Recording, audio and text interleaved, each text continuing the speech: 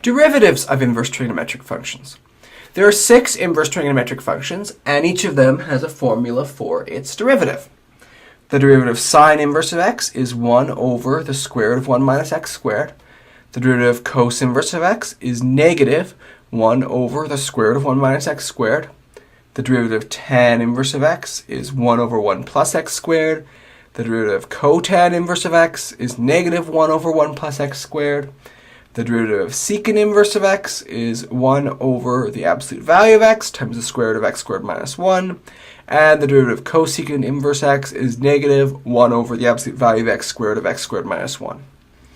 These are complicated formulas to memorize. One of the nice things that will be helpful in memorizing these is the fact that the derivative of all the cofunctions are the same as the corresponding original functions, except for a negative sign on each.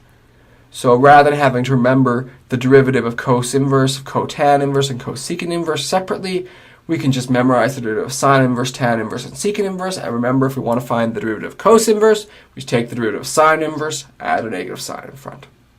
So rather than having to memorize 6 derivative formulas, we only have to memorize 3. Let's use these formulas to solve the following 3 examples. First one, we have f of x is 5 arc sine x plus 7 arc cos x.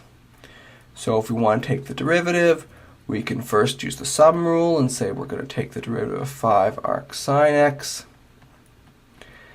and 7 arc cos x separately. Similarly, we can use the constant multiple rule. Pull a 5 out front, take the derivative of arc sine x. Pull the 7 out front, take the derivative of arc cos x.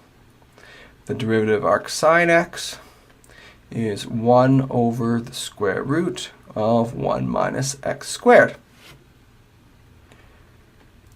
The derivative of arc cos x is going to be negative 1 over the square root of 1 minus x squared.